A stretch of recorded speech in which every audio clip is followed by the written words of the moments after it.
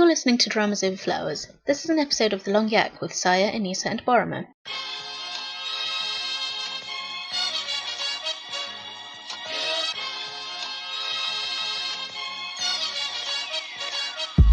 Hi, I'm Saya. In this episode, we'll be looking back at our month of dramas new and old. Join us as we discuss the good, the bad, and the appallingly mediocre. This podcast is a project by fans for fans. If you want to be a part of making that dream grow, there are a whole load of ways to help. You can share our episodes on fan sites and social media, you can talk about the podcast to your drama-loving friends, or you can leave a review on iTunes or whichever app or platform you use to listen to us. And if you want to help us keep our lights on, you can check out our Patreon page at patreon.com/dramasoverflowers. Finally, you can get in touch with us with your thoughts and ideas. We're always reading the comments on YouTube and Drama Beans, but you can also tweet at us at dramasoverflow or email us at dramasoverflowers@gmail.com. And that's it from me. Belt up and enjoy the episode. It's called The Long Yak for a reason. Hi everyone, I'm Saya. I'm Anissa. And I'm Boromir. So how is everybody doing? I'm so tired this week. Aww. It's been really busy. Again, I'm super happy to be busy, but it's tiring. I think I just started one new drama and that's it. So, yeah. You guys will be doing all the talking on this yak. I can see your notes for Hotel de Luna, so I don't think so. Okay, so that's one drama I've watched. I think we did a good job of covering different stuff this month because I think we all started something new, but it's just not the same things. So, that's good. Variety, even if we can't debate anything. Yeah. I actually consciously, because you've been recommending that we watch Rookie Historian, I actually consciously thought, you know what? There's so many shows that started this month. I'm going to start a different show, and that's when I started Class of Lies. So I thought variety is the spice of yaks, so yes, let's hope that works out. Even if we can't argue with each other, we can do our one-woman rants. Apparently those are popular. I feel like it's always me doing the ranting now. I was just listening to The Last Yak last night, and I listened to my Abyss Abyss rant, and it was I was entertained. I was startlingly coherent, which I don't know how that happens. That's just Boromir's magic. And two, it was girl, she's angry. And it was fun to edit. I think I only took out maybe 2 minutes worth, and that's it. The rest of that stuff I had to keep in because it was just fun to listen to. I'm sorry, can we tell everyone what you edited last month? You edited down 5 hours. I felt so bad about that. And we all felt so bad just physically after that. So. It was. Yes, we did. That was a mistake that we will never repeat. We won't, because we've now changed the way that we record them. We needed a trauma to make that happen. Yeah. So to give people an idea why we have 5 hours of recording, we basically used to record our What's Up in Dramaland and Long Yak at the same time. We'd do it on the same day, and which is why our episodes would sometimes be wildly out of date because it would come out 3 weeks after we recorded something. So, but hopefully that won't happen again because we've decided to record twice a month now. And how late were you up last time, P? Was it 4 o'clock in the morning? I don't even remember. I collapsed right after we finished. Oh, it was so late. I felt so bad. Oh my god. It was so bad. Well, I sounded sleepy. This is what we do for you, everyone. You did, You sounded like you were dropping off every 10 minutes. I think I was napping whenever it was just the two of you talking. And then I would wake up and then I'd be really energetic during my segments Arthdal Chronicles. Man, I was super passionate about that. And promptly afterwards. And then you'd go back to sleep. I'd be dozing. So speaking of being efficient with our time, let's start with the first drama, which is Rookie Historian Goo Hae-ryung. And I'm the one who's been watching that. I've been trying to get these two to watch it, but they haven't started it yet. Yep. So I've only seen the first 4 episodes, which is all that's out right now. It's 4 episodes on Netflix, and it's 8 episodes on NBC. So the airing schedule in Korea is this, like, 2 episodes back to back that are about half an hour long. But on Netflix, they're just putting it as like one long episode. I'm just going to sort of introduce the basic setup and tell you what I love about it. So basically, it's Goo Hae-ryung is played by Shin Se-kyung, and she's a wealthy, like, she's from a noble class. She lives with her older brother. She is very studious, very smart, very outspoken. She doesn't like, she's taking these bride lessons because her brother wants her to, but she really hates it. They're pretty awful, to be honest. Like, the teacher in there asks her a really complicated question, and she answers it really fast because it's based on some kind of mathematical calculation. And then she's like, "Did you look at the chart?" She's like, "No, I just figured it out." And then they were like, "Oh, how would you?" And then she's like, "Well, I mean, I've been doing this for a while." And she also doesn't say that, like, I'm really smart, but it's kind of understood. And then, like, the teacher's like, "Oh, well, your attitude is the problem, even though you got the right answer, because you shouldn't be so full of yourself." And she's like, "A woman shouldn't be bad, but she also shouldn't be great. She should just, like..." So basically, yeah, it's very misogynistic. I mean, like, Neo-Confucianism, especially during the Joseon period, is rough for women. So she's just, like, and her brother's, he loves her, but he's also worried about her because if she doesn't get married soon, I think she's 26, then it's going to become an issue for, like, the government to take up, and then they're going to basically send her off to get married to some, like, rando, and it will probably be someone horrible. So he's like, "Let me just choose somebody nice for you who's going to be, like, kind, and who will let you do your things and read your books and, whatever." And she's like, "I understand your intentions, but that still seems like you want to choose dog poop or cow poop." So she just has a lot of great lines. Like, she's just, the way, and, like, she's so good. Like, her acting is so good, which I haven't seen her be this good before, and I love it. And then there's, her, and then there's the crown prince, who is, like, for some reason the king hates him and has him confined to this, like, tiny little corner of the palace. And so all he does is just write romance novels under a pen name, and he's, like, the most famous novelist in all of Joseon, and, like, all the ladies are, like, swooning, and they always, like, want his books as soon as they come out. And so he, like, obviously can't reveal his identity, so he just has to, like, secretly be happy about it, but he doesn't get to, like, enjoy it. But then there's some book called The Story of Hodam that apparently is revealing something, I guess, that the king doesn't want to be revealed, and we don't know what it is, but the king actually came to power in, like, a really bloody coup 20 years ago. Like, it's implied that he killed his own father to ascend the throne. So he and his, like, top advisor basically set up an office of banned books in order to, like, include that book without actually letting people know that they don't want that book in particular to be exposed. So they're just, like, all this foreign literature and frivolous novels, like, they're all bad. They're bad for the moral character of the city, and then they just, like, and all this happens in, like, the first 2 episodes. I'm not going to spoil anything that happens beyond that. And he just, like, and they just, like, the Royal Investigators Bureau, they just, like, go and ransack people's homes, and they just, like, burn this huge pile of books. It's very upsetting to watch. So, amongst all of this, they want to, the reason for setting up, like, female historians is that they want to put a spy next to the queen, because the queen is the only one who knows about Hodam, apparently. And so it's just a ruse. So that's the whole reason. Like, it's not because, women are suddenly going to be allowed to be equal to men, because why would that happen? It's a political ruse. And so this is the whole reason why, like, they set up civil service exam for female historians, and then, like, Goo Hae-ryung eventually ends up taking that exam, and obviously she passes it because it's in the title.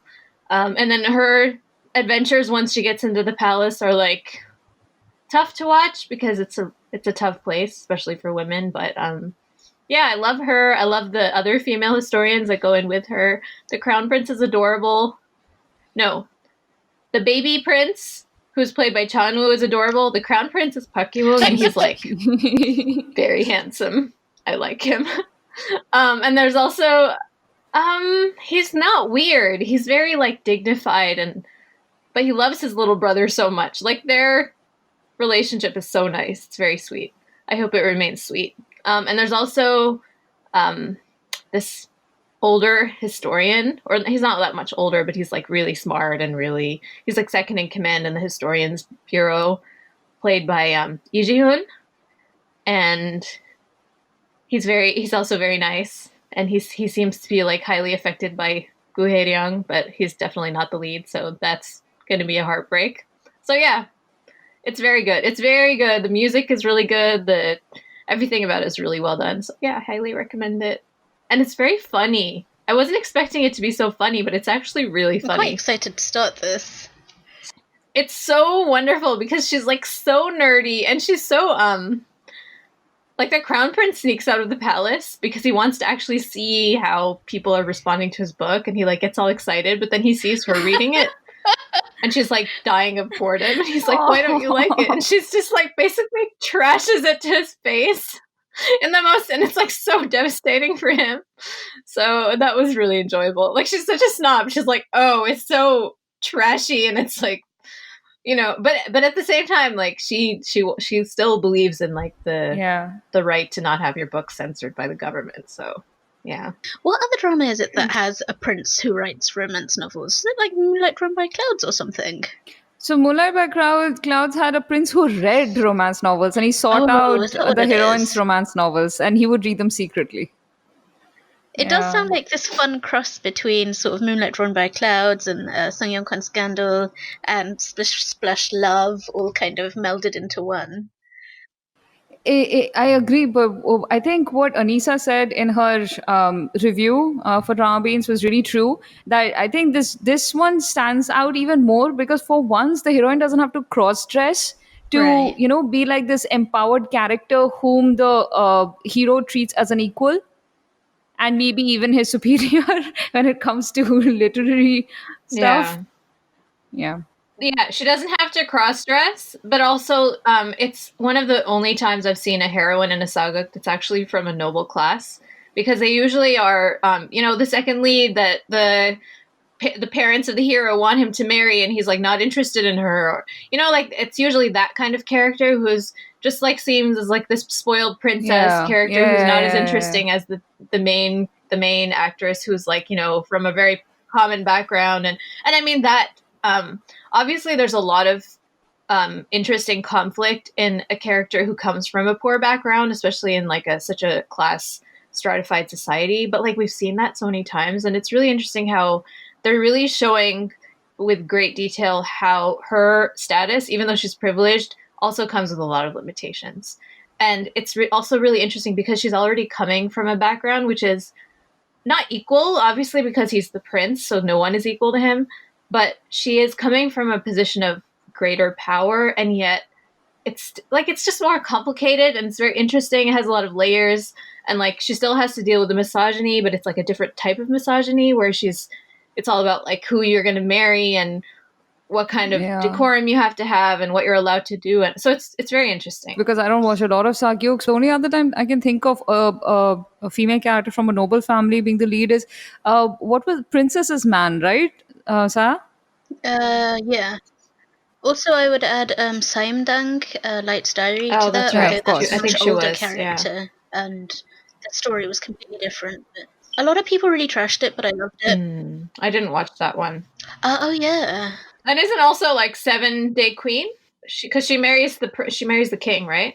I haven't seen it, but I heard that was really good. Man, I hope this drama doesn't have a sad ending. That would like. It can't. Isn't this like a fusion? It's a fusion saga, and like it's very confident about its tone, and the tone is very. This is another thing that I really like about this is that there are serious plots and like people getting murdered because there always are. Like it's a saga, but it doesn't seem like one of those very serious like the fate of the empire.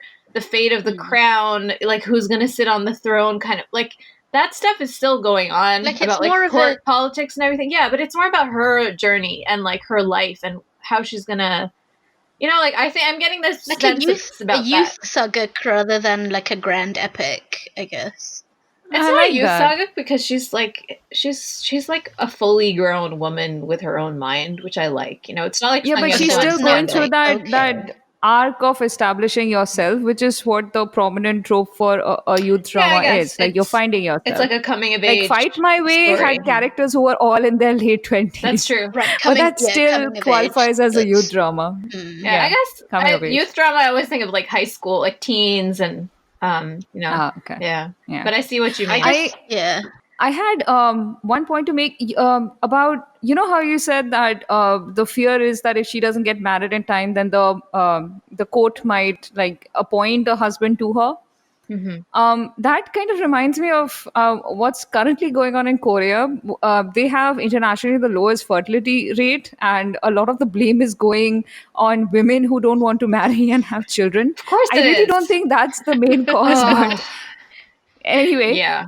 so what the government is doing and what a lot of communities are doing is they are creating those meetups, the sort of like, here, socialize, here we're gonna. And also the government has done one good thing which we all approve of, which is like control the work hours. Like you can't work after this, like you can't do overtime and all of that, which is great. But the idea that the government is working so hard to get people to socialize and date and therefore go on to marry and have kids, that being the ultimate goal, it just, there are quite a few people who are a bit miffed about this. They're like, government shouldn't be sort of getting into our personal life like this. Yeah. And I agree, but from the standpoint of economics, governments do have to worry about what happens in 50 years or so. I mean, if it's a good government, they have to worry about that. And I think that's what Korean government is doing, sort of, because they're trying, because in an economic model, if the young population is smaller and the older and the middle-aged population are larger, that's an economic model that's heading towards stagnation. That's Look true. at Japan, you know. But I think Exactly. I think with both Korea and Japan, though, there is like an element of ethno-nationalism to this idea of like trying to increase the birth rate, because it's very common, and I mean, this is happening everywhere, but it's very common for like people in more developed countries to have less children and to marry later, and even like not to marry at all. And usually what happens is like people immigrate from other countries, and that's how the population balance kind of stays. You know, like there's young people coming in. In the case of China, that's a completely artificial thing. China is a special case because of China is a totally different case. I'm just talking about in Korea and Japan, like it's not that easy to migrate there, although it's becoming easier.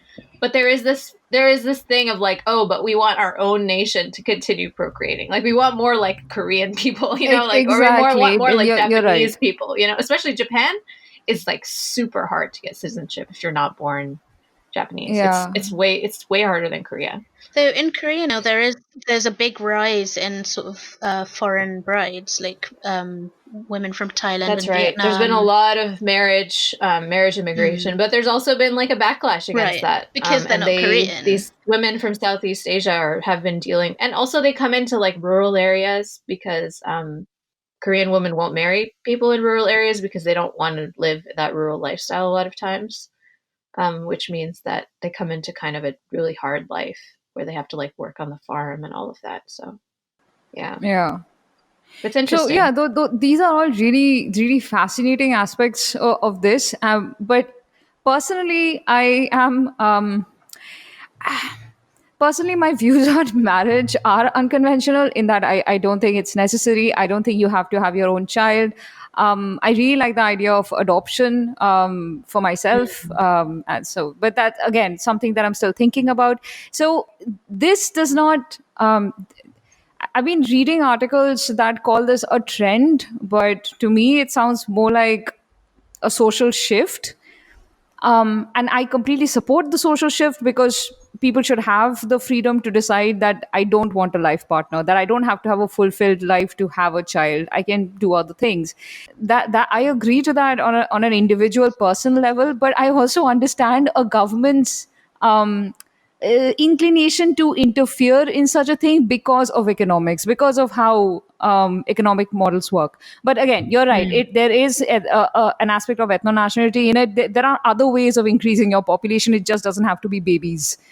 So yeah, I'm sorry, Sai, you were saying. I was going to say that given Korea's work culture, I wonder how much of that is also down to people simply not having the luxury of making the choice to have a family.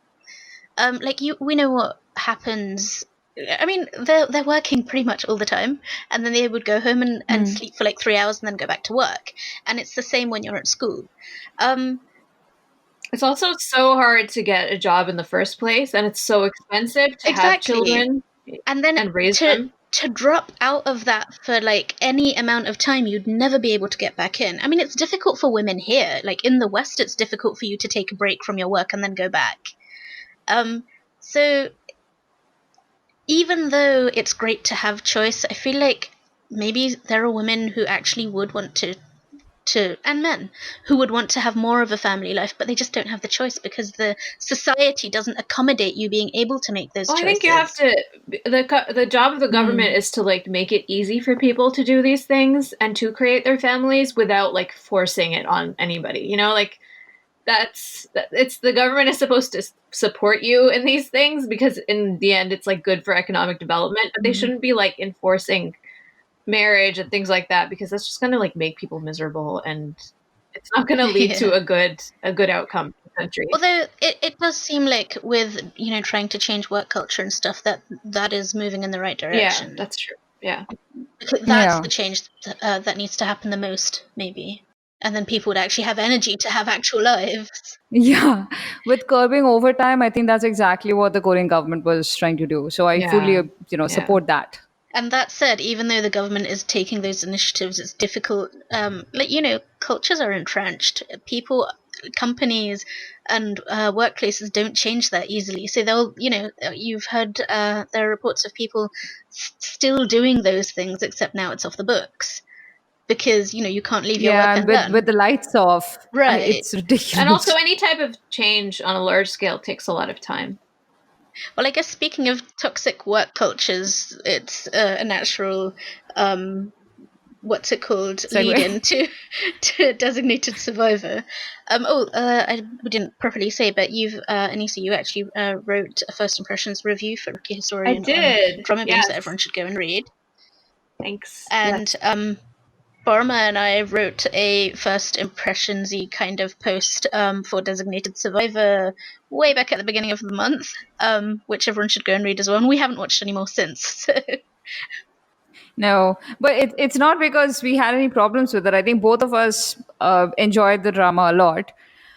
It's just shortage of time. And there were so many dramas. There's no time. And there were 16 dramas released last month. Also, I've been cheating on K-drama all month, so that's my mea culpa. Yeah. Coming back to Designated Survivor, both of us enjoyed it. We again for the just go read our post. If you guys have the time, yes, please go read our post. We'll link it below. Because we went no, it's not. It's actually pretty short, but we went into details about what we thought about the various angles used by the drama, and it was the one thing I would like to note here is that the first episode was so well structured. It sucks you right in and doesn't let you move off to anything else. It's just the way they did it. They started with a mundane scene, put in something made the event, the big horrible event happen, and then they sort of skipped back in time to show you the events preceding that, and it was very effective in this particular instance. So yeah, okay. So next week I'll probably be watching the I think remaining 3 episodes or that's come out since then. So the next one's yours. I'm really interested in what you think about this because I wanted to start it, but I just haven't had the brain space. So, Hotel Del Luna. You know how we were discussing about Eugene Go might not be the right actor for a romantic angle, like something that has a romance as one of the primary plots. Mm-hmm. Turns out that was not the reason why he might be miscast for this role. I'm a little disappointed. In the first, I think it was around the 4th episode that he actually gets comfortable with the character. I the 5th episode just aired. I'll watch it after we finish recording. And people might disagree with me, but until about the 4th episode, Eugene Gu was, I think the only word for it is overacting. Oh. He's the only actor who made it feel like he was acting, like he was faking his reactions. And that was such a bummer because the rest of the cast and how the show has been directed overall is actually really compelling. And IU, most of all, man, this girl has matured so much from Scarlett Heart Rio, where I was watching her and thinking, this girl should not be acting. And to this, where she has been cast perfectly as this 1,000-year-old immortal who runs this hotel for the recently dead so that they have a place to live while they sort out their grudges and prepare to go to the afterlife, which could be heaven or could be some other place. Also, if you're really good, then you get to go to heaven in a limousine. So Come on, you you don't have get that to to look forward fly. to. I want like why no wings? No, you have to go to like this really dirty tunnel place, and then you get into a limousine, and the limousine goes through the tunnel. As big a metaphor as you can make there, but yeah, I really like IU here, and she is very compelling the way they have created her character. For one thing, she has a there is a tragic backstory, I suppose, somewhere in the distant past, something she had done which caused her to be cursed, and so something that caused her to run this hotel for 1,000 years. So was she But originally human? she still is human. She's just immortal, Okay. and like her life is tied to something, and she's unchanging, and she's just there, which frustrates her no end. But it's that, but she's made her peace with it at this point.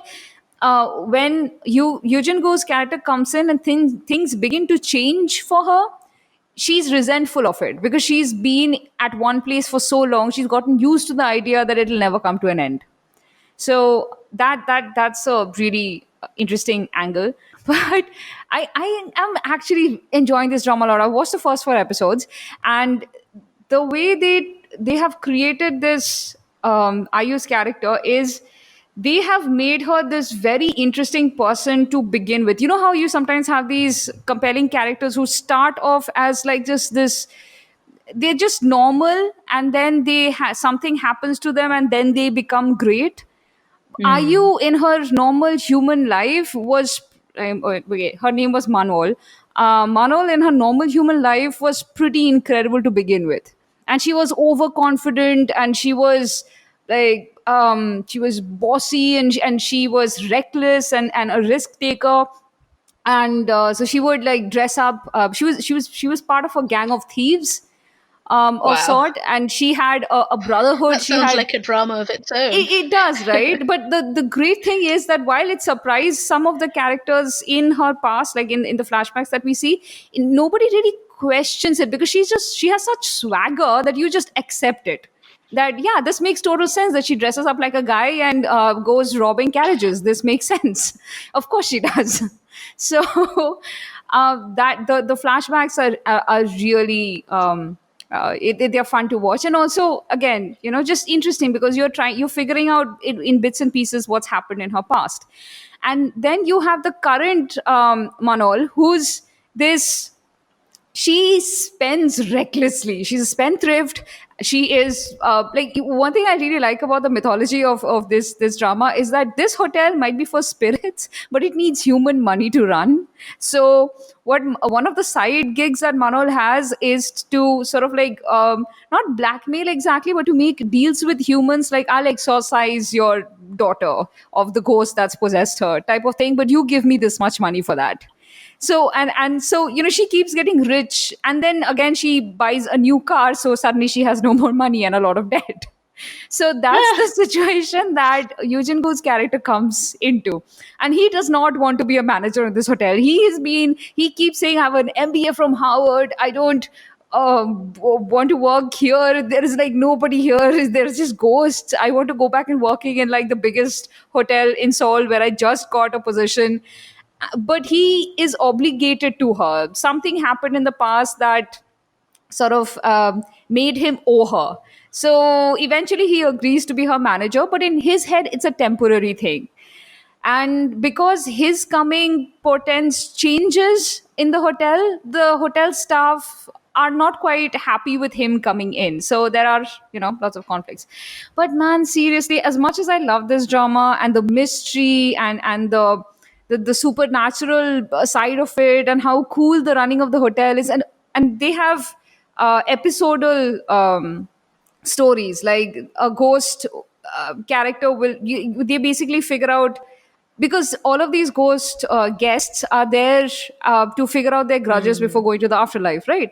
So the one of the tasks, Just like a story of kind the of like week, a story kind of the week, and sometimes you think something's been resolved and they bring it back 2 episodes later, which is also pretty cool.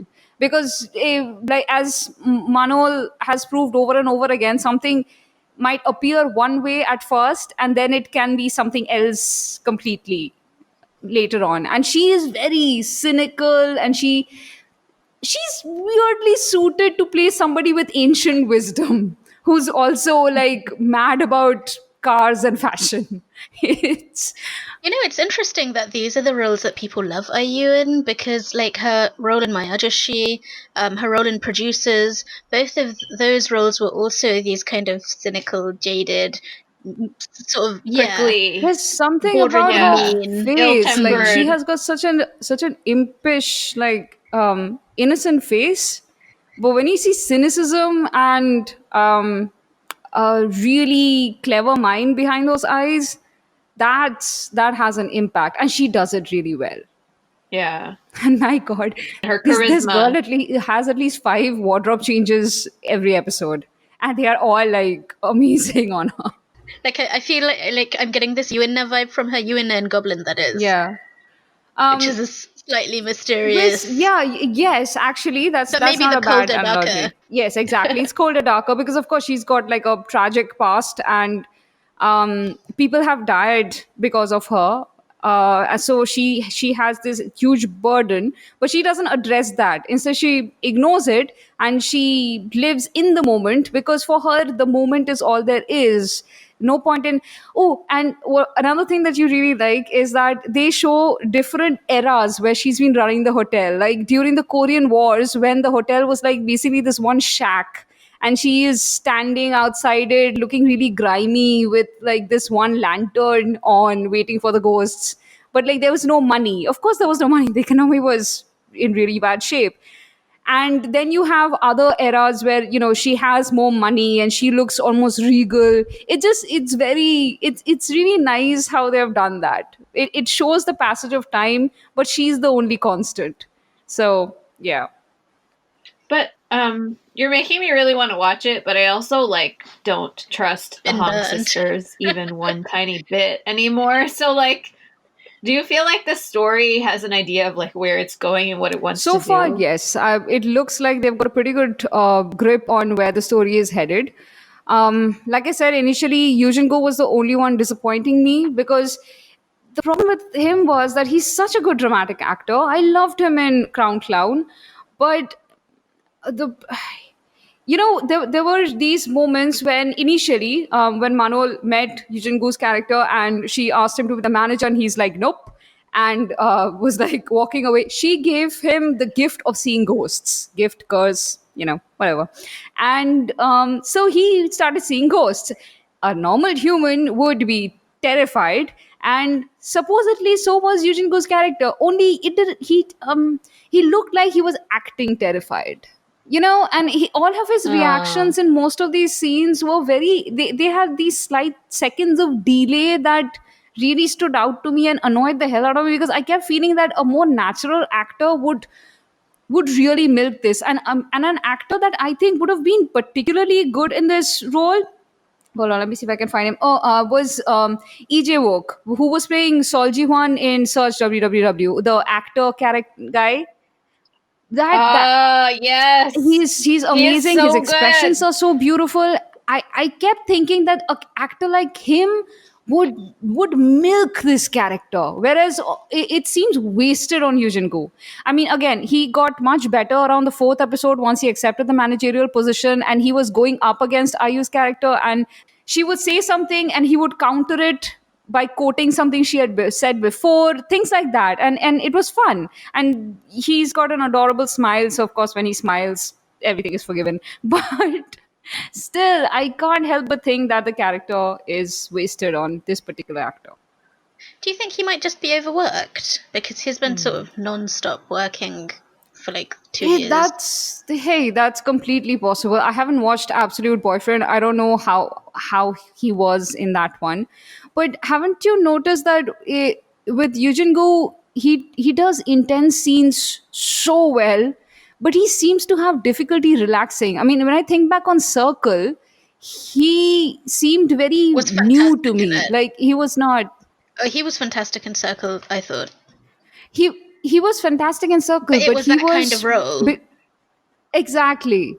I don't think he's very comfortable doing relaxed roles where he has to act normal and he's not chased by some horrible guilt or secret or something from his past. It's just, I don't know. I might be Oh, missing something. Yeah.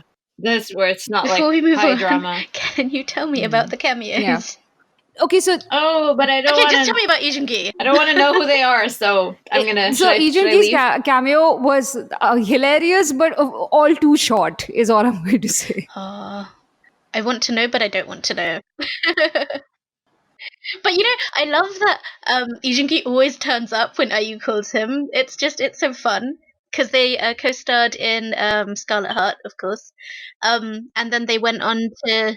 Oh my gosh! Please watch the episode of Knowing Brothers where they guest together, and it's like he is so funny and weird, and like they're so obviously so close, and their relationship is so cute. Yeah. Oh, okay. And you can watch that on Netflix, right? You said? Yes, it's on Netflix. Okay. It's a Netflix under the name Men on a Mission. Okay, so that's my update on Hotel de Luna for now. I will keep watching it because this is exactly my catnip. So I will let you guys know in next month's episode how things are. I actually kind of want to watch it now, and maybe I'll regret it because the Hong sisters have done me wrong. Because my so many recommendations times. always fall flat. Oh my god, that's right. Maybe I shouldn't. You always convinced Maybe me. we shouldn't have complimented her too soon. All right. Yeah, we'll have to see if you pass next month. I can't believe my fate and my reputation depends on the Hong sisters now. Not necessarily the hands you want them in. Okay, next up is Level Up. Yeah, so speaking of like recommendations that you made to me, this stars the same person who was in I Picked Up a Celebrity on the Street. Sung Hoon. And his new drama is called Level Up, and I think I remember saying that I was excited for this last month. So I was like kind of unsure if I would start it, and then like I ended up recapping the first episode, and I'm so glad that I did start it because it's so funny and like fun, and it's not a heavy drama or like with a lot of substance, but it still carries enough weight that like it feels like there's emotional stakes. So the basic setup is I don't know what his exact position is, but anyway, he works for this company that basically rescues companies that are going bankrupt and like revives them. And he's got 100% success rate. He's really full of himself because he's so good at his job. And so he goes and he just like becomes the CEO of every new company, sort of brings it back to life. And then he moves on. He gets paid a buttload of money, of course. And that's just what he does. And so the heroine, who is played by Hanboram, her name is Yeonhwa. She is working as a game developer for this game development company that's gone bankrupt. And she's also there was some documentary about the company when it was still like, the number one most desired place to work because they have like a hotel chef making them food and they have like a swimming pool in their building, and like the company benefits were like so amazing, and it had this like fun work culture where everybody's like working while having fun, like very much like that tech company that we all sort of have that idealized vision of like their campus, but in a smaller scale. But like the CEO had this idea that she would be like eating a lot and just enjoying the restaurant in the in the building so much. And so there's this like clip of her in there where she's got this huge pile of food and then she's like licking honey from something. And so that becomes like viral. And like right after the video came out, their profits started dropping. But in the video, he's like, oh, you're eating so much, so you should. And she's like, oh, I'll double the profits. So then like the shareholders just like latch onto her as a target for their anger. And so basically like since then, it's been like 3 years and wherever she goes, they've been like harassing her. And, like even she goes to Busan to like clean up something that they're no longer going to be able to do because they're bankrupt. And like they like threaten her and they like find out her personal phone number and they start calling her and be like, oh, are you going on vacation with our money? Like, what do you... So it's like really horrible. Like she gets stalked regularly by these people. So like things are kind of rough for her. But she loves the company, I guess. So she's like going to stay even though a lot of people leave when they find out that it's, becoming bankrupt and somebody else is going to come and take over. So he comes and takes over and they have like multiple bad encounters before she finds out that he's the new CEO because he knows the name of her company and he shows up at like this like company industry event. She thinks that she doesn't realize that he's the new CEO and she just thinks that he's like another one of the shareholders who's like stalking her. So they start out on really bad terms and then like he comes in and they slowly spend more time together and she goes from thinking he's horrible to thinking he's like kind of okay. But then he also has this storyline with like his younger stepbrother who he ends up taking in even though they hate each other. And it's a nice story and it has a lot of interesting things going on. I think what I like most about it is how funny it is. It's a rom-com, but it's leaning much more heavily on the comedy than the romance. Like so far it's halfway through its run, which is 12 episodes. We're 6 episodes in.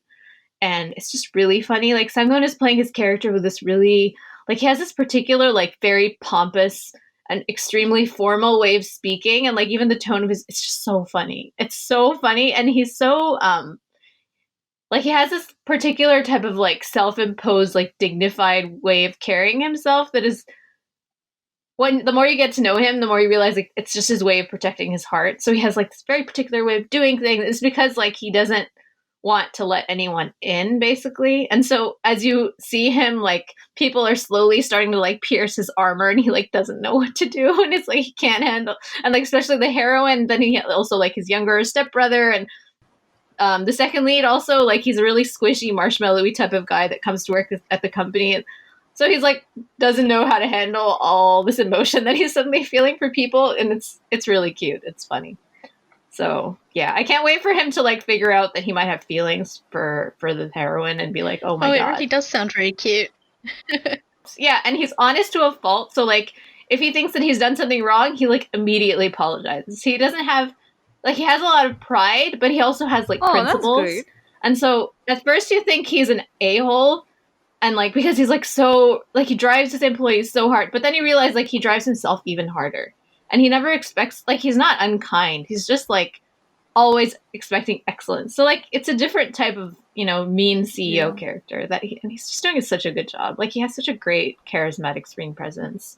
That, this has totally wiped out my bad memories of that other show. But it ends up just creating a lot of really funny situations because, like, he's not actually trying to be a jerk, but the other person's like... Why are you acting like this to me? Like somebody will be like, oh, wow, you're so smart. And he's like, I know. And I mean, he is. But it's not socially acceptable to say that in a situation where like somebody's praising you. You're supposed to be like, oh, no, I'm not. I'm just, like, but he doesn't do false humility. So when he's like good at something, he's just like, yeah, I'm good at it. Yeah, I'm handsome, I actually would love it. I would love it if it was autism. Or like Asperger's, that kind of thing. Yeah, I don't think that they're... that would be an interesting place for K-drama to go.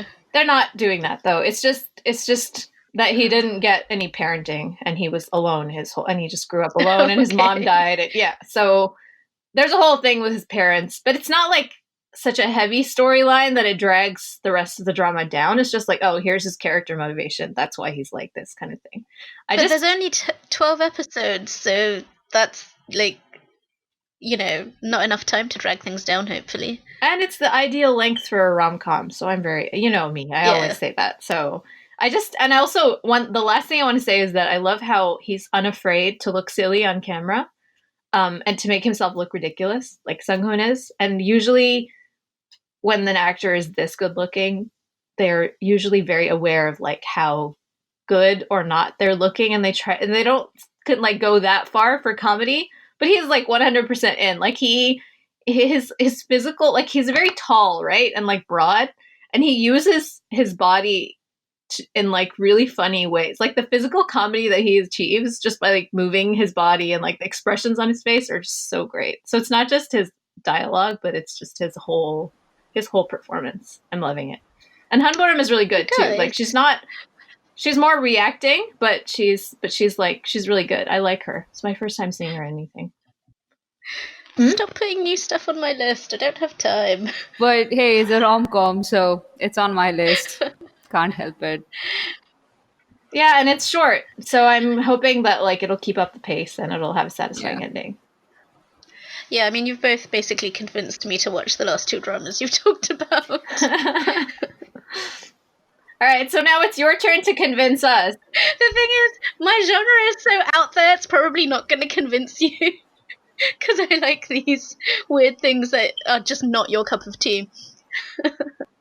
So yeah, I mean, I just can't handle it's not that I dislike thrillers, I just can't handle the extra stress right now. So yeah, go for it. That's very fair. Well, I mean, yeah, I'm not trying to convert you, I'm just going to tell you how much I'm enjoying it. But then you really liked Forest of Secrets, and Watcher, which is one of this month's new dramas, the one with Han Suk-kyu, what's her names? Oh gosh, I've forgotten everyone in it. Kim Hyun-joo and So Gang-jun. It reminds me a lot of Forest of Secrets. You know, it's like kind of like legal noir, and it's all dense and detailed and complex.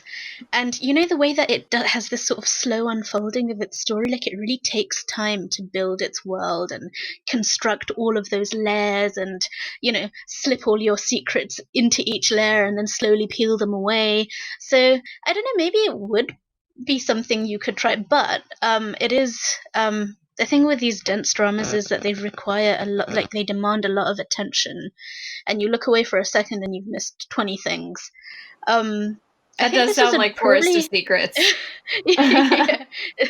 I'd say this is probably a drama best marathoned, because I watched, I think, the first 4 episodes sort of in one go, and then I watched the first 5 episodes in one go, and then like a week passed between 5 and 6, and I had to actually go back and rewatch all of 5 because I was missing so much when I started watching 6. I was like, oh my god, I don't know what's going on.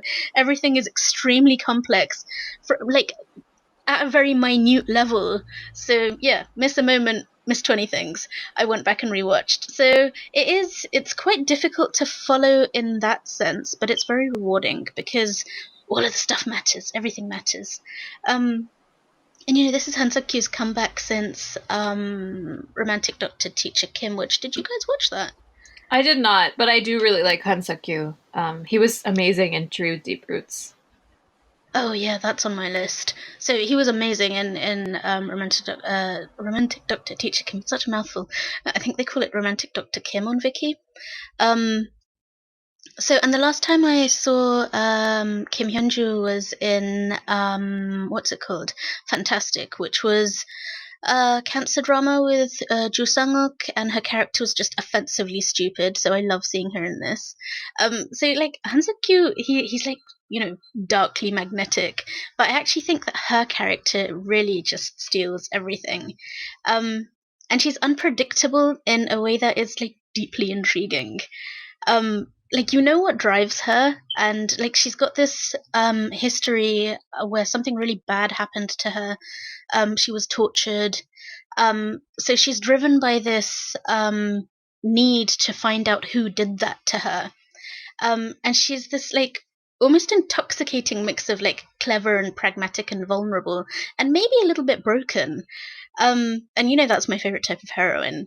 So it's just like she knows what she's doing at all times, and but the stuff that she's doing is really like, it's the kind of stuff you reserve for male anti-heroes, I think. Like, she throws the dice, makes plays, she orchestrates these multi-layered plans that look like double crosses and they turn out to be a triple cross. Oh my She's gosh, many. I want to watch this. Also, I love Kim Hyun-joo, so you're making me like I think so check excited it to watch out. this. You are gonna like, this is Kim Hyun-joo as I've never seen her, and it's, when women get a little bit older and they have more choices and interesting roles, because I feel like maybe she's crossed that line where the only choices she has won't be rom-com heroines, and she gets to do these kind of sort of dark roles. I mean, she's many things, and Simple is not one of them. This is just like, I love her in this. Great. Yeah, I think I'm gonna wait until this is over and then just watch the whole thing. Yeah, actually, yeah, that might be the best way to enjoy everything. And like Han Suk-kyu, So Eun-jun, Kim Yeon-ju, all of them. When we were previewing this last month, and we were like, oh, there's some kind of tragic backstory that connects all three, blah blah blah. And it didn't make a lot of sense. But when you actually find out, this is not a spoiler, so I'm just going to tell you what the tragic backstory is. So Eun-jun's mum was murdered by his dad, and he witnessed that. And Han Suk-kyu is the detective who arrested him, and So Eun-jun's dad was his Han Suk-kyu's sonbae, and his very like cherished and beloved sonbae, and he was also his arresting officer at that point, and Kim Hyun-joo was the prosecutor in that case. So this is how they're connected. Like, it's not even a good connection.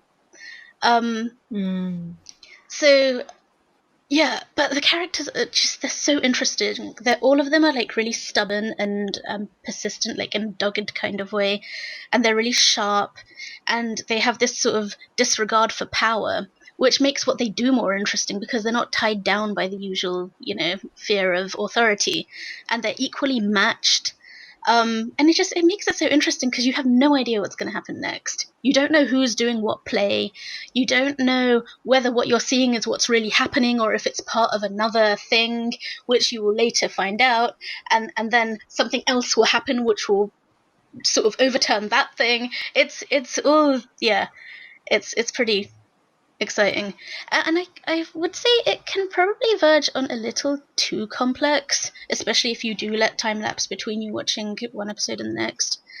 And why doesn't K-drama have an active like subreddit type of thing for these shows? Because like, they are invaluable. I'm like constant, like, for like Continuum and stuff, I'm constantly going in for the episode discussions, and because this show doesn't have recaps, it's really difficult to follow everything.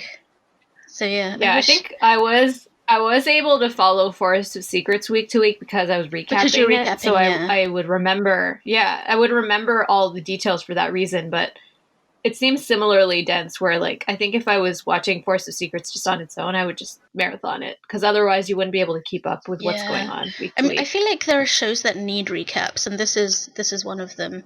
But then I could also see that it would be really laborious and difficult to do. So yeah, that was the most difficult recapping experience of my life. I can imagine. But it was very rewarding, but it was like so hard. Yeah. So one more thing I'm not quite sure about. So of course, in a show like this, I feel like, moral grey areas are obligatory. Of course, you have to go there. And like, Han Suk-kyu's character is at this quite interesting, like, fascinating place where he's beginning to show a kind of almost demonic side to himself. And like, I've begun calling him the gum chewing demon because he's always chewing gum as well, which is like a contrast, like a almost thug-like behavior in a contrast to his sort of like suited up straight detective. And it's like, it's as exciting as it is disturbing, but I really have a problem with like authority flouting the law to do what they want in order to get their man. Stuff like illegal interrogations, use of force or violence against suspects, illegally obtaining evidence. But is it like portrayed as something wrong that he's doing, or is the drama actually justifying him and portraying that as something I feel noble, like the or drama, not noble, but justifiable. It's not quite making that commentary. It's really leaving you to make your own conclusions, which is it's a really interesting way to present it as well. And but as a viewer, you do have natural reactions of if you're pinning down the bad guy, you have that reaction of yay, and then you stop for a moment and you think, is it though? Because due process exists for a reason, and is it okay to catch a bad guy who as a viewer for sure that he's a bad guy, but any means necessary, is that okay? But at the same time, you kind of can't argue with it because it's effective. But I mean, there were one or two instances, okay, maybe three, I'm literally counting three of them, but I feel like it might just have moved on from that into the mind games. And I feel this character is the best when he's out psyching his opponent and doing the mind games thing. As grey as all of those tactics are, I think at least the mind games aren't illegal. But yeah, I think, given who we are and the kind of world that But we you're exist talking in and the about the experiences that we've had. But you're talking about real life. The only reason we can't Yeah, real life. argue against this in dramas and movies is because in dramas and movies, the bad are starkly bad. The good are starkly good. Even when there is nuance, the nuance is also polarized. Whereas in real life, when you start going outside due process to pin down the villain, that villain is not just the villain. The usually the guy has other aspects as well. There are other rights that might have been violated while catching him, other people whose rights might be violated because you're trying to catch this one person. There are so many things, there are so many consequences that are simply not shown in a drama or film, where due process doesn't matter because catching the bad guy gives us a sense of satisfaction, and that's what the drama, the story is going for. Justice and yeah. Exactly. Yeah. So No, vigilante absolutely. justice The thing is, I get it from vigilante justice is Go on. very satisfying, and we all know about situations where we hear about things and we would be tempted to take things into our own hands if laws didn't. If we hadn't seen it in action in real life and harming real Exactly. people, in these same ways, if you didn't have those personal associations with it, you wouldn't have to think twice about it because it's presented in it's presented in a black and white way. This is how we catch the bad guys, so it's okay.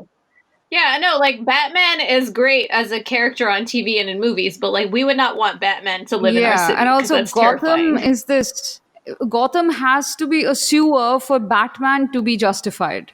If Gotham was a normal city, Right. the Batman would not belong in city.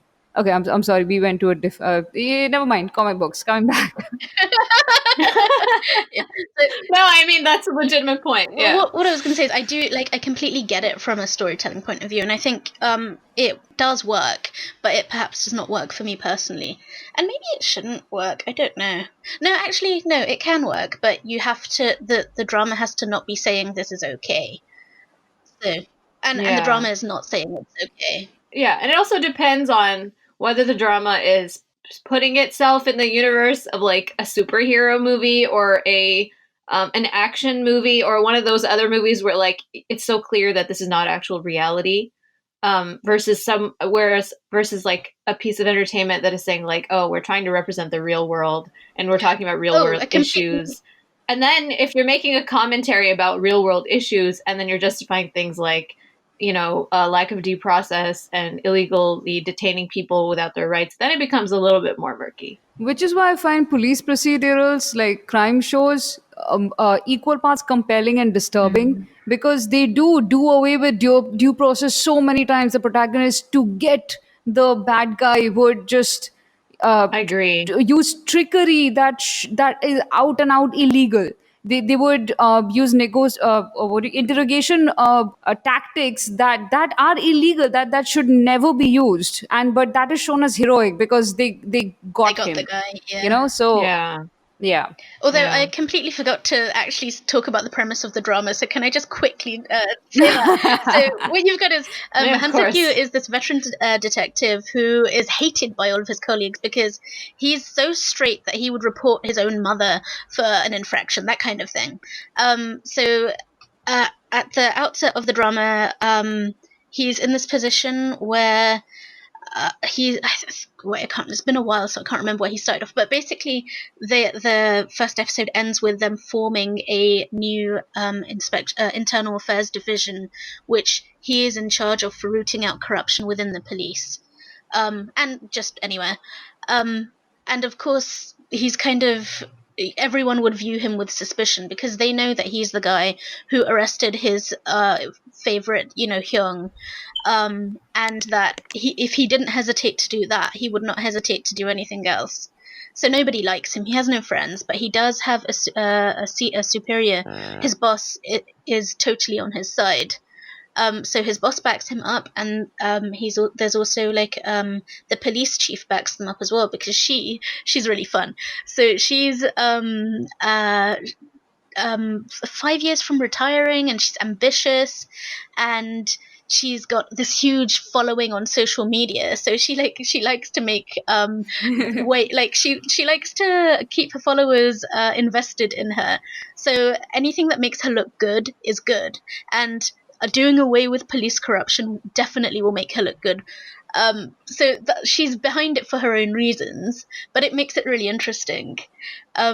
So even though he doesn't have actual support within the force itself, he does have enough backing that he has the power to do his job. And the opening episodes are about how the team comes together. Like So Jung is originally a traffic cop, and he gets caught up in this case, which ends up being linked to a corrupt police guy that Han Suk-yu's been after for ages. So that's the long story, is that he's trying to pin down this one police guy for all the stuff he's done. But he doesn't have evidence, and he needs something that will definitively put this guy away. And so people have these interlinking histories. And Kim Hyun-ju's character, who quit being a prosecutor after her torture incident, is brought in as a consultant for this new team, which is it's a very ambitious team. They've got 3 levels below ground. Their office is an old converted gym 3 levels below ground. So it's not there's no money in their operation. They're just 3 people in an old gym. It's interesting. I'm finding it probably one of the better shows that I've started recently, but it is difficult. So be prepared, take notes, go back and rewatch, and it's worth actually going back and rewatching. It's not it doesn't feel like I'm wasting my time. Sometimes you're it would annoy me to want to need to go back and rewatch, but with this I feel like I'm picking more up with the rewatch because I notice things I hadn't noticed before. So that was long. Okay. Thank you for that. So the next one, next Saya, up is also me. yeah. Also dark, thrillery, legal stuff. So What you chose to watch instead of Rookie Historian? I wanted to bring variety to the yak. That was your intention. That's why you did it. Okay.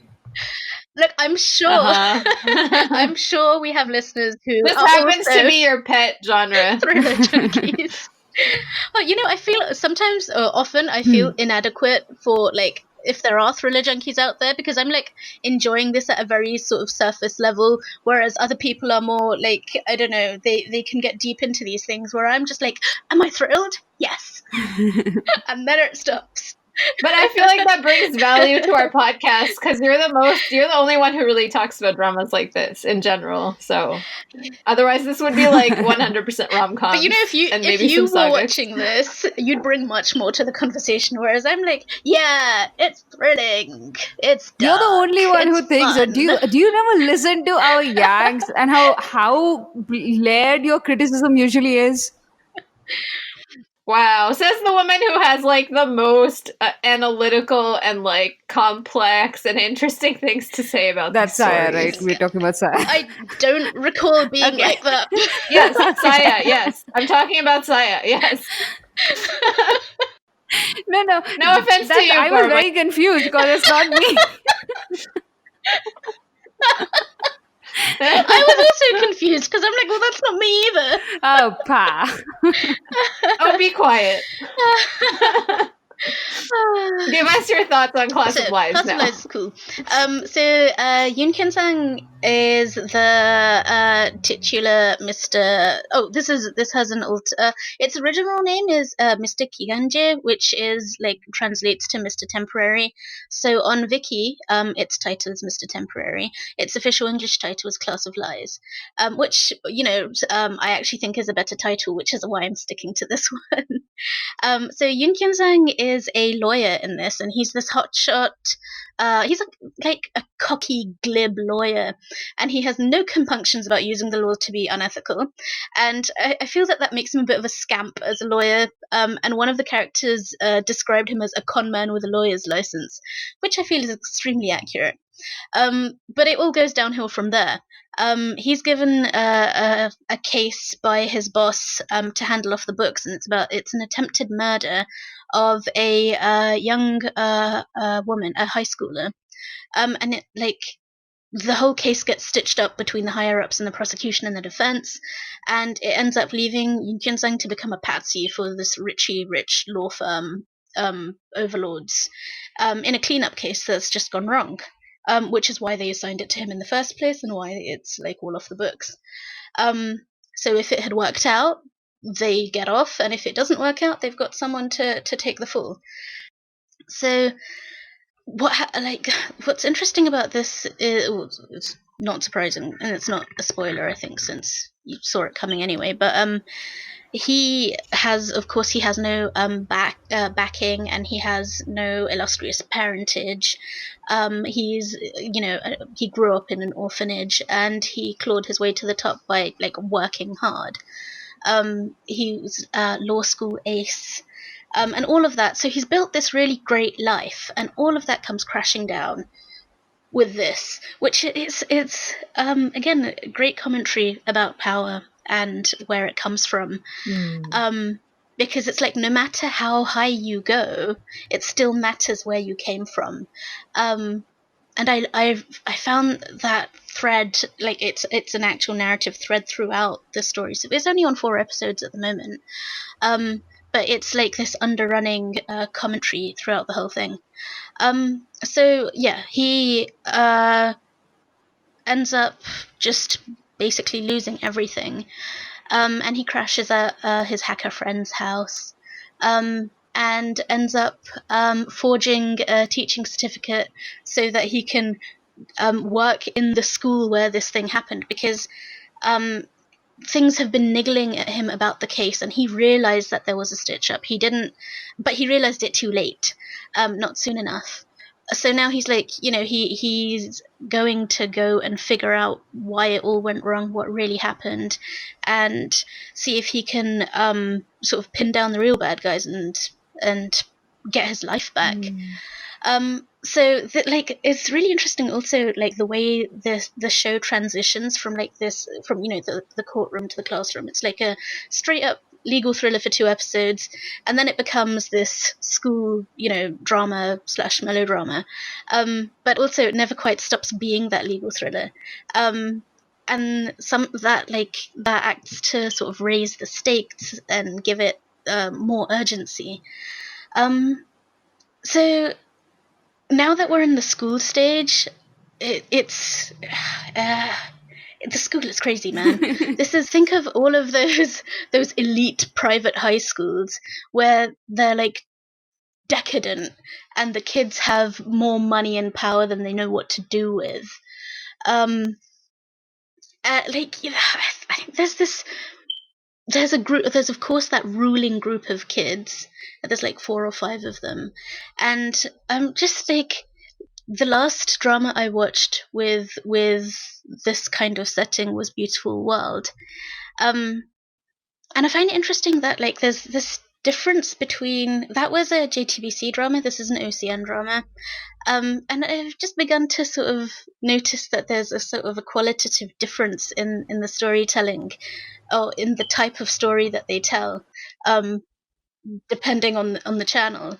Like the JTBC ones tend to go for these emotional melodrama type of stories, whereas the OCN ones, they go for like the politics of people, like what happens between people and why, and all of the things that they do, but on a very what is it called? What is that word? Cerebral level, rather than the emotional one. So like I feel like with the JTBC dramas, they go for the heart, whereas the OCN dramas kind of go for the head. Yeah, Does it feel like more of a thriller and less of a school like drama both to you? of them at the same time. It's really interesting. I wouldn't say it's more one than the other, because like that politics is always ongoing, and that gives it that legal thriller feel. Especially because you've got the kids storyline sort of co-occupying. Like one does not overshadow the other. They're quite well balanced in the way that they meet. So what was I going to say? I was going to say, oh yeah. So the school is crazy. Just pretty early on, you see the scene of the kids in this sort of richly decorated kind of suite with, like, you know, chaise longues and an old grand piano and like antiques and a chandelier, and you're like, where is this? How are they transitioning from the classroom to this like den of decadence? And then you suddenly realize, like 4 episodes in, this is actually one of the classrooms that they've converted into this place. It's crazy. These kids are crazy. They have too much money. So it's like a It's school, like the but it's mention an of them at mansion. school. They have converted an actual Oh. classroom into a place for their leisure. And it's where they go between classes. This is how elite they are. It really is. Wow. And Okay. I finally realized what it was when, like, because I was just trying to figure out the whole time, where is this place? Where is this place? And then, you know, the sliding door, the classroom door and the windows. I finally noticed the, I got to see the door, and then I noticed the windows and the shape of the room, and I was like, oh, are you actually kidding me? This is a classroom. Oh, that's that a looks nice like the touch, inside though. of an extremely rich person's house. This is crazy. Yeah, but yeah, it is. The whole thing is about power, and it's about the abuse of power.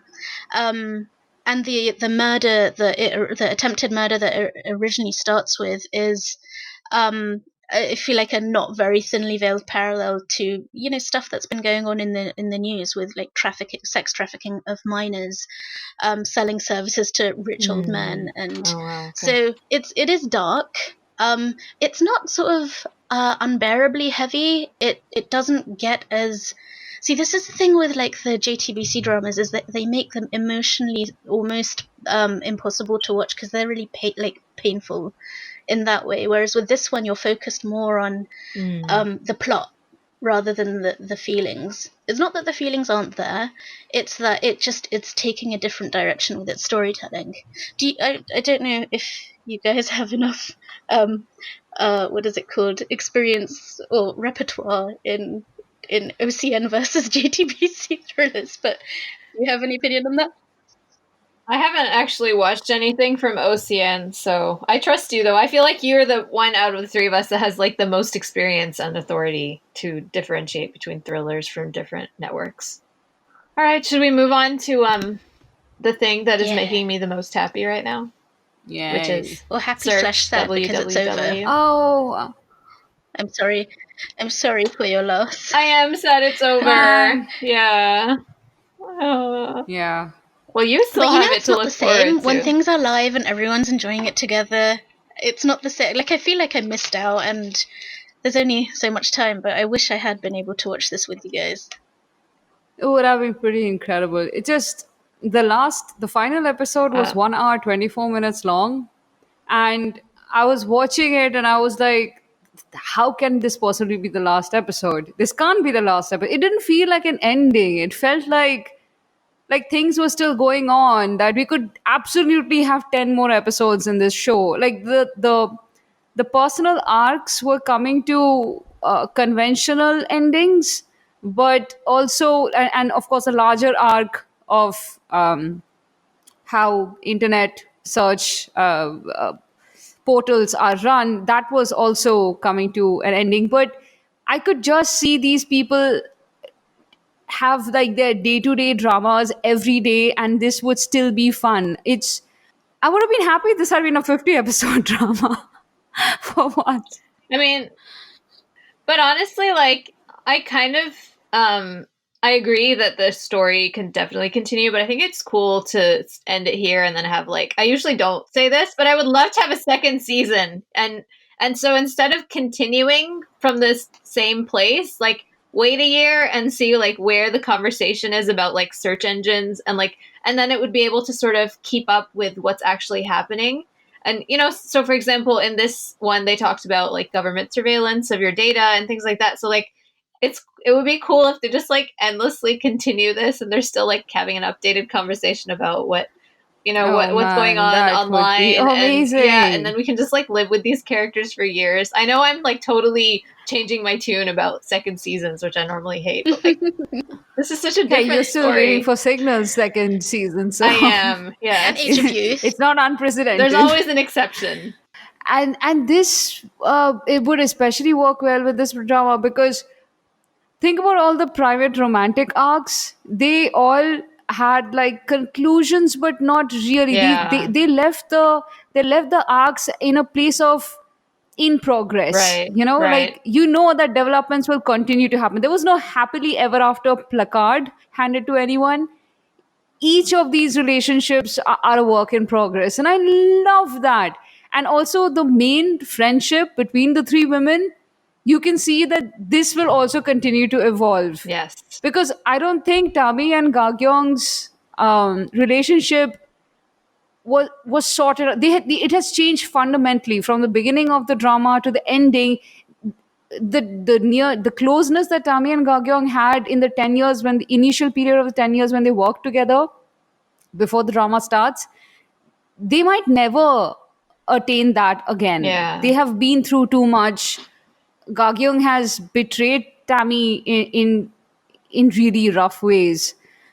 But so there is an entire drama there that can still be plumbed. But then you have Chayon and Gagyong's arc, which I found really satisfying. Very rarely did Chayon ever speak up against Gagyong, and it was almost always exclusively in defense of Tammy, which is where your love triangle thing comes in so well. They used every trope in the market. Yeah, like I was saying, like, this is We're like a love establishing these triangle things. between the three women. And someone was saying on Drama Beans that, like, it's the only way you can have a happy ending with a love triangle is, like, if it's a friendship. And I love that, and it's so true. Yeah, that is true. But I loved it, and you said it. I don't know if you wrote it somewhere or you said it in the last yak, Anisa, but that Tammy and Chayon, their relationship starts with a meet cute, and it goes through all the beats of traditional romance. Yes. Like, they bicker, they become friends. The relationship intensifies. So all Then of now that we've had, stuff. like, the drunken piggybacking and taking the other person home and, like, sleeping in the same bed and all those. Yeah. Like, yeah. Well, oh my god, which reminds me that moment when Chayon said Onni to Tammy, I think I had butterflies in my stomach. I was like, oh my god, that's so cute. She was so cute. Also- Oh my gosh. Lee Dae is the MVP of this drama. Like, hands Oh down. my god, what is this woman? I find people crying the most annoying thing on earth.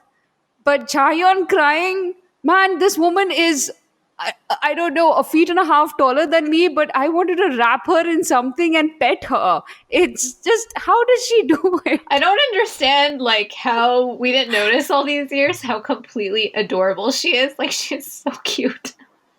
She's super She's cute because so she cute. always got the classy, sophisticated Right. act, right? Think about Secret Love of I Hear Your Voice. Yeah, yeah. The highly competent, very sort of like sharp and intelligent and like very no nonsense type of roles. But Yeah, because those were the roles offered to the model-esque Right, women right. of, in the past decade. But I'm so happy we are in this decade now. I love how many conventions this drama breaks without even like pointing to them, or because like a lot of times we have meta shows that are like, oh, here's this rom-com trope that everyone finds slightly problematic. Here's how we're gonna Yeah, the subvert it. wrist grab. Yeah, aren't we so smart? Like the girl catches the guy by the wrist, or pushes him against the wall, or like catches him when he's falling, and they have that whole like that I don't know what you call that thing where the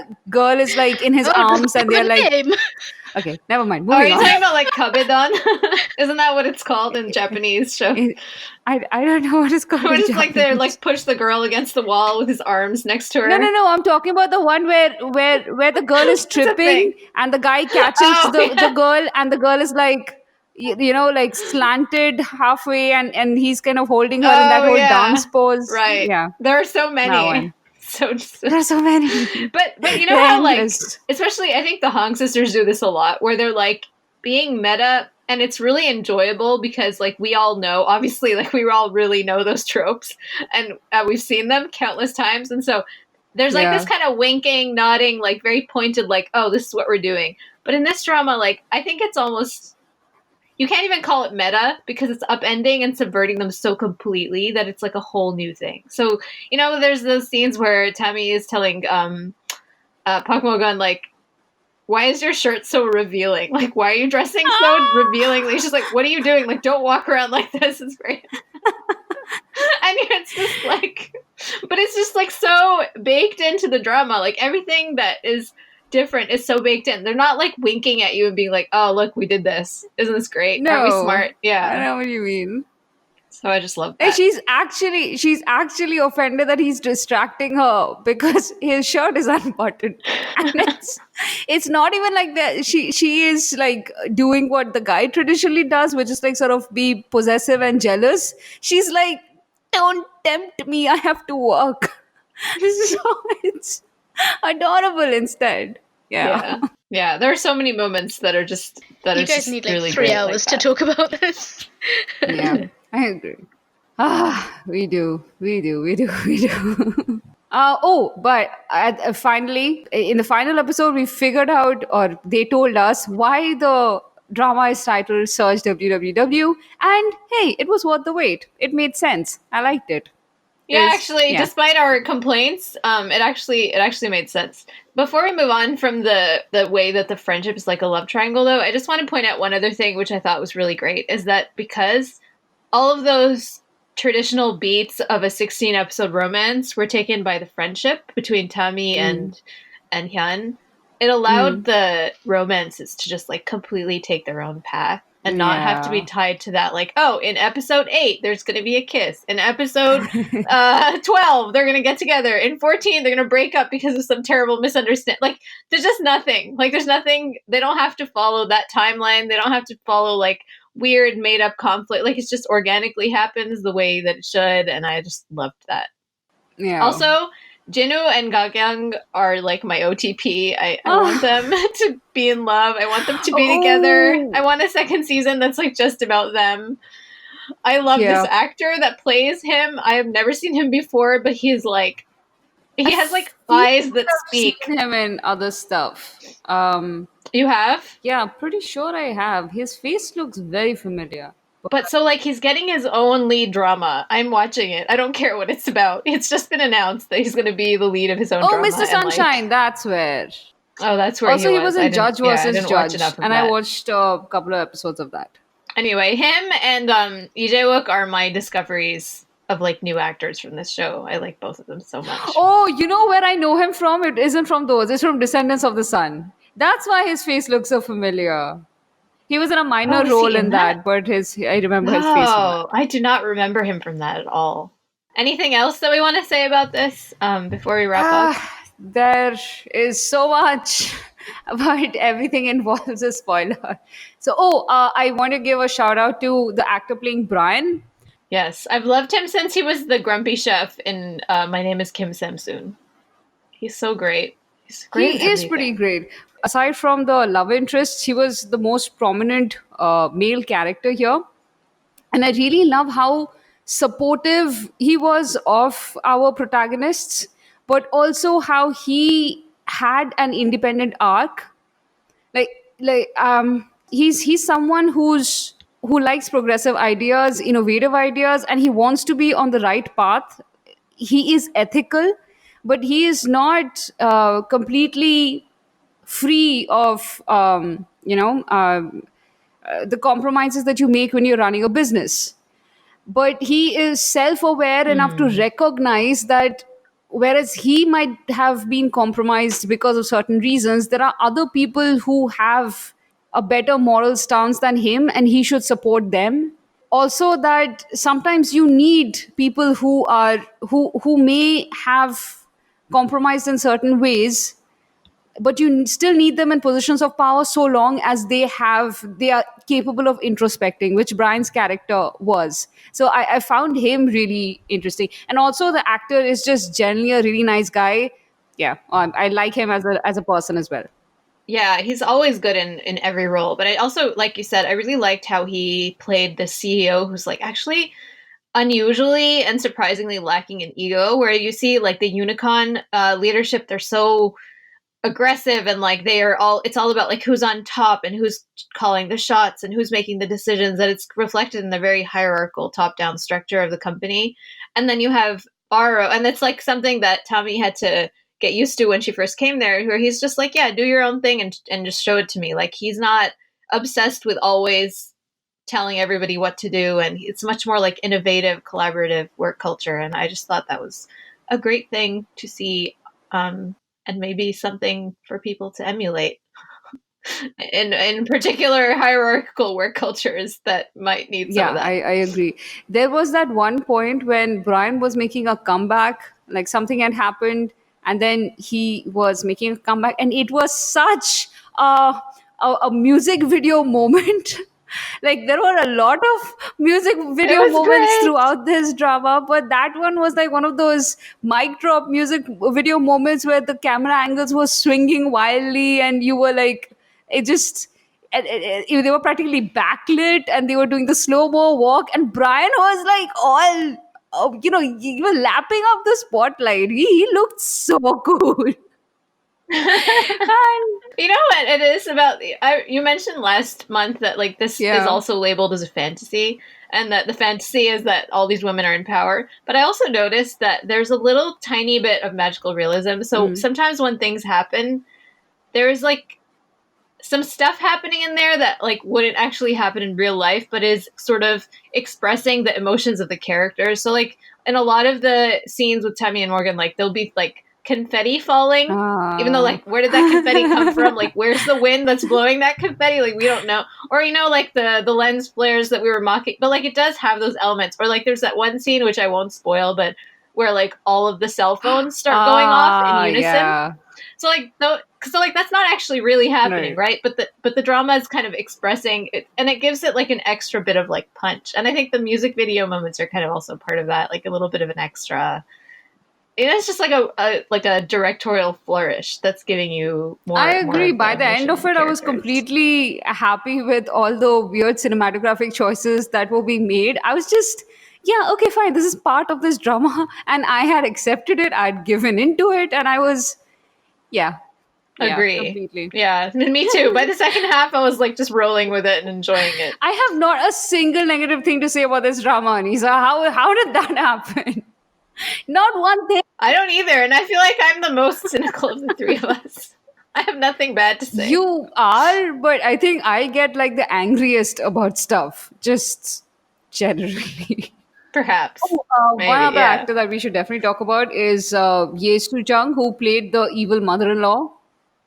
Oh my god, she was so good. She was so evil and yet so good at it. I have not enjoyed an evil mother-in-law being brought down by her daughter-in-law so much as when Ga-kyung kind of like went like this close to her face and was like, "This is the shape of my desire." It was just, oh my god.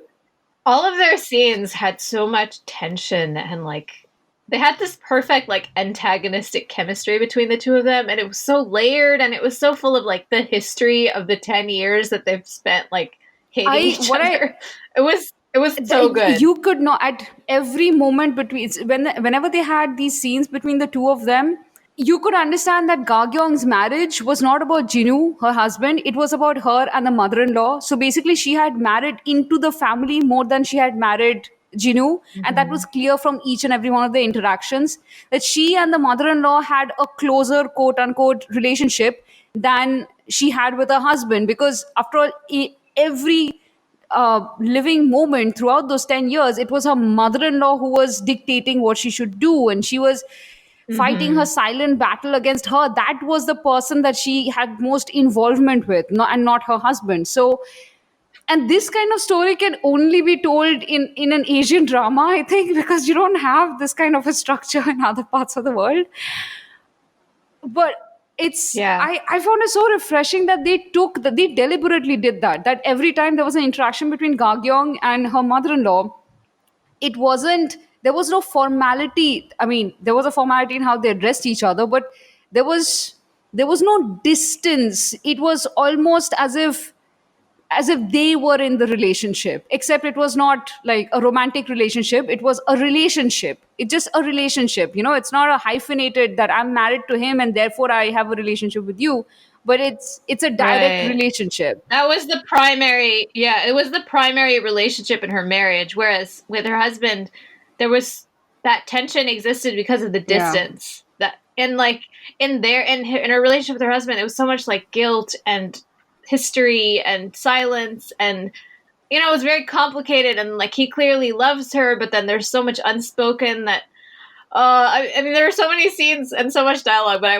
won't because then I'll just be talking about them forever. But everything about their relationship just had me dying every moment. I like couldn't breathe when they were on screen together. I agree.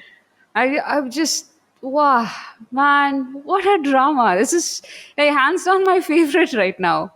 I don't know what can possibly top it. I know we just said that I was a cynical one, but like, can't you just enjoy this without thinking about the future? But it's ended, Anisa, and I'm depressed. This reminds me of that conversation that a bunch of us were having on Twitter, like maybe last week when they announced that Jae-jung is going to be playing the male lead of the Jane the Virgin Korean remake, and everybody was like, I don't think that Korean drama can do this very well. I would have thought that too, except now I've seen Search WWW, and it's evolving. I mean, come on, Korean dramas are evolving. I think that they are getting to a place where they could do something like Jane the Virgin and could include the satire and the social commentary. And I know that the only thing is that they wouldn't probably include, I don't see them ever casting a non-Korean heroine, like a non-ethnically Korean heroine. So they wouldn't include like the commentary that has on immigration and race, which would be sad because I think that's a really important part of Jane the Virgin. But anyway. I'm just saying, I think they have more ways to grow and more interesting places to go. So true. I guess I'm the hopeful, optimistic one today. And you're the one who's like, this is never going to happen again. Well, I guess I'll keep rewatching this until something else comes along. I feel like I would enjoy rewatching this, actually. Like, the dialogue is so and it's like so Yeah, tasty that exactly. like I feel like I could rewatch this. Okay, so before we move on to the jokes, I have one non-Korean recommendation, and I was really surprised by this one. So it's a Chinese drama, and it's called Unrequited Love. It's a 2019 drama, and it's a youth drama, like college-based, coming of your age type thing. Except that, okay, let me back up a bit. You guys know the premise of Playful Kiss, right? Where Mm-hmm. the dim girl falls in love with the brilliant boy and has a crush on him, and he doesn't care about her, but Yeah, and eventually there's he like falls in love with her and stuff. Yeah, but many he versions many in many many versions, so languages, many but it's versions. based on a manga. Yeah. So and the trope of the dim girl and the genius boy and how she loves him and eventually he comes to love her, that's been played out so many times. And another really good Chinese drama where that played out was A Love So Beautiful, where this girl who's really creative and funny and just, sort of smart but not in the traditional sense, and she has such good friends, and she's just generally a really great person, falls in love with this boy who's cold and quiet and won't respond to any of her overtures and all of that stuff. So that's what I'm used to with this trope, with the girl having the crush on the guy in school thing. And then you have Unrequited Love, where the entire story is about how this girl has, and she is really smart. She's smart, but she's an introvert. She's quiet. She just focuses on her own work. And that was her in school. Nobody really noticed her, except for when her name was on the, list of, the people who came first and all of that, the list that would go up. That's the only time anybody would know her name. And she has a massive crush on this boy who is outgoing. He's also really smart, really good at his studies. He's athletic, he's popular with his friends. He has the charmed life. He's also the son of, these this rich couple, so he's privileged. And she isn't. She is from this, a poor home, and her mother is obsessed about this court case because she wants justice for her family, and she doesn't have friends. So it's her unrequited love for him. And the drama opens when these two are in the same college in the second year. And the drama opens where she is thinking to herself that a year has passed, and I have never crossed path with him, and she seems to prefer it.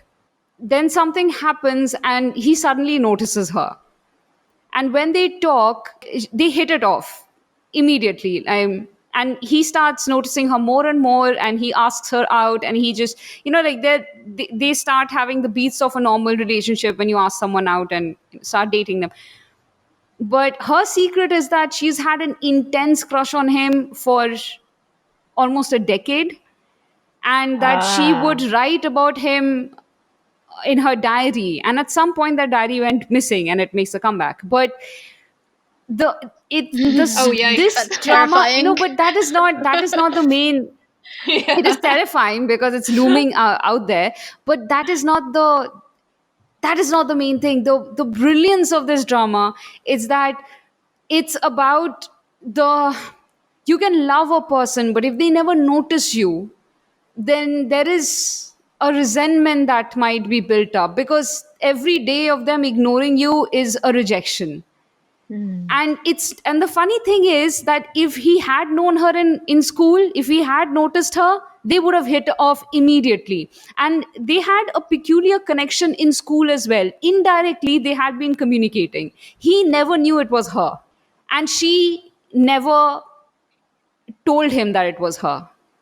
So it's not even his fault that, he didn't notice her. She was just this quiet girl that nobody noticed. And the things that made her brilliant, that made her stand out, she would not declare those things. She would not. So, and in college she's different, she's more mature. She doesn't draw attention to herself, but I she is really witty, by the way. Anytime something happens, she has this way of saying things with this completely straight face, and everybody takes they kind of like pause for a minute trying to figure out if she's being sarcastic or if she's saying that for real, and then they're like, ah ha, ha, ha, ha, ha. Oh. And it's It's awesome. She is awesome. I love her character so much. And also, eventually, when he does find out about everything, it's also dealt with really well. And the funny thing about this, Saya, how we were discussing last month that Chinese dramas take forever to get to the point. Dude, I just saw that this one was 40 doesn't. episodes long. Do not tell me it does not take forever. It doesn't matter. It doesn't. That is the funny thing. For once, and also it might be 40 episodes long, but the episodes are about 30 minutes. So it's basically 20 episodes. Okay. That's yeah, doable. that's not bad. Yeah, and also they fly they fly by really fast, and something is always happening. There is no fluff, and they have a cast of amazing secondary characters who all have their own relationships that they're in. Sometimes the relationship is doomed to fail because one partner loves the other, whereas the other partner is in the relationship because of an obligation. What I'm trying to say is that each of the relationships and all the friendships in the drama, they are really interesting, and each of them have a subplot that you are invested in. You want to see where is this relationship gonna go, because they don't follow the usual cliched beats of a story. So you actually can't predict where the story is going. You don't know how this relationship is going to conclude, but by the end of the drama, I was genuinely happy with how every arc ended, and that rarely happens. So wow. So it's a completed 2019 drama, right? Like it just it's finished a completed airing one. a couple weeks ago. I heavily recommend it. It's available on Netflix, and it might sound like 40 episodes so long, but just start it. Just watch the first couple of episodes and see if this doesn't work for you, and it will.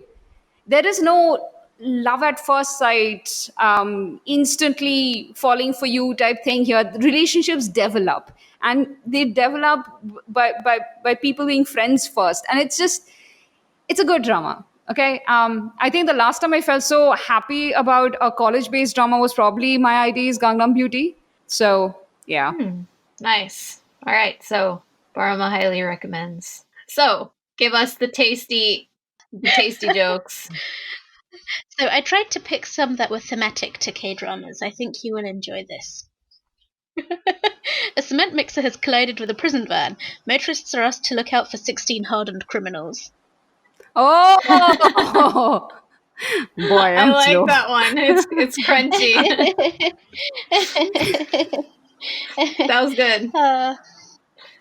Okay. What do you call a priest that becomes a lawyer? Kim Jae-wook. That's a really good answer, but no. Should I tell you? It will save Barama going through the ordeal of guessing.